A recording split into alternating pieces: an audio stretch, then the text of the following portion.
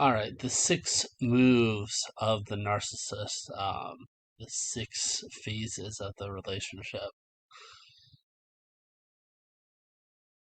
So first of all, most empaths don't really see what's coming in the love bomb phase, right? So the empath is so idealistic that they just go with it.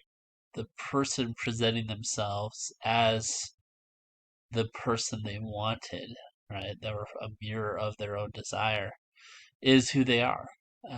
So this is the love bombing, and it is a dishonest presentation of yourself as the ideal in order to ensnare, right? In order to create that addiction. And so you have that golden period, last 3 months, 9 months, who knows? A period where they want to solidify the addiction. And if they're honest, I mean, they would probably prefer to stay in a golden period. They cannot help getting out of it, though. So let's talk about why that's the case. All right. So in that phase, so remember the primates of the narcissist is absolute control um, of another person, especially a partner, um, and especially so they target empaths because if you're emotionally dominant, think your capacity to be manipulated is better, and you're also the fuel you emanate is more powerful. So they're naturally attracted to empaths. But why get out of the love bombing stage, right? There's such an exchange of just positive regard, and they cannot help but get out of it, because control is not enough, right? They made the presupposition.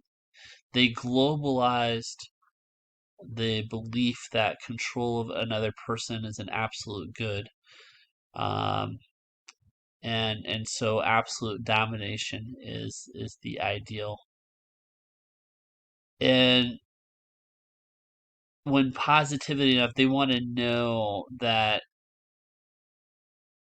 you're still going to remain addicted even despite protracted devaluation. So and so this could be intentional, this could be like unintentional, but the very things that you were admired for gets turned as negatives. And so you're a great healthy eater. Why do we have such flavorless food, right? I love that you are such a saver. Why are you so stingy? So it's an unwinnable game because they are in a win-lose framework, right? They tried the win-win, and supposedly it doesn't work. So now they're going to try the win-lose, right? Your own happiness, the happiness of the other person is not enough. They need total absolute control, and that cannot only be through a positive carrot. They need to establish the stick for absolute control, and so that's what the extended devaluation is about. Now, they it'll you'll have a respite period, um, periodically, depending on what the rest of the fuel matrix is doing, right? What the other satellites are happening. But the respite period is to make the fuel supply more sustainable, right? So it's kind of like if you're gonna cannibalize somebody but don't want to eat them all at once, you I've seen this in the movies. They take a leg and sew it up and disinfect it, and you keep the person alive. Very dark and twisted, but narcissism is dark and twisted energetically. Um, so there are respite periods. The intention is to extend your capacity. So in order to, this is found out in anything, right? In any kind of mental manipulation, you give people a break, and then just as they get a little hope of the situation, you crush them. And in that crushing, that is, you conjure up the last bit of hope and you try to extinguish it completely. So the point of the respite is not only to extend the chemistry, the perverse chemistry, really, but also to solidify the absolute control. And so devaluation, devaluation, devaluation, respite, devaluation, devaluation, devaluation, discard. At some point, there's a discard. So while this process of your own devaluation was manifesting, the other satellites were conjured, they were supported, you reached out to, and you complained about your existing partner, um, and so you're getting ready to swap out what's called the intimate partner primary source. And at some point, it's a discard. You let me down. They actually hoped you would be the final fuel source, right? But the game they're playing is fundamentally flawed. There's no end to it. So they will blame you for the failure, but it's their own failed game that caused the failure. And they'll go through the same cycle with somebody else. And again, this could be a friendship, this could be a relationship, this could be any kind of relationship.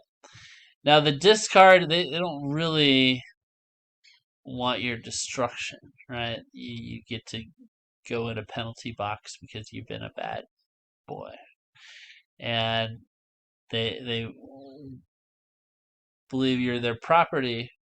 And so after a certain amount of time, their current fuel source gets stale, and they'll start to look and remember and see if how you've changed and what more you can offer. And they look and see if you've been a good boy or girl or not, right? If you're questioning the whole game and the process, then you're not under control, and so you're not going to be uh, let back in the game again. But nor do you really want to, because the same process is going to continue to play out over and over. The bombing. Oh, I made such a mistake. Blah blah blah. I don't know where I was at. I need time to heal. And then, oh, I didn't realize what I was missing. And then again a period of time, and then devaluation out of nowhere for no reason other than the utility of positive chemistry, whatever stability that brought, whatever positive regard, whatever certainty and esteem that mutual positive exchange was. It's not enough if your game of success is absolute control. It's not enough. And even absolute control is not enough anyway, because again, once you reach that point, you realize that the game you're playing is flawed, and so the protective mechanism of the game itself, that's the protective mechanism of the parasite, is to say that okay, it must be somebody else that is going to be the primary fuel source forever. It cannot be my disposition. It must be my external reality. And so recycling again is another thing that's addictive for both the empath and the narcissist, right? Both of them will be compelled to be recycled at some point because there's not a lot of change in human development. If anybody can change, it is the empath in this situation. But even that is a challenge. So, um, yeah, that is the mode, so you can understand what's happening and stay away from it.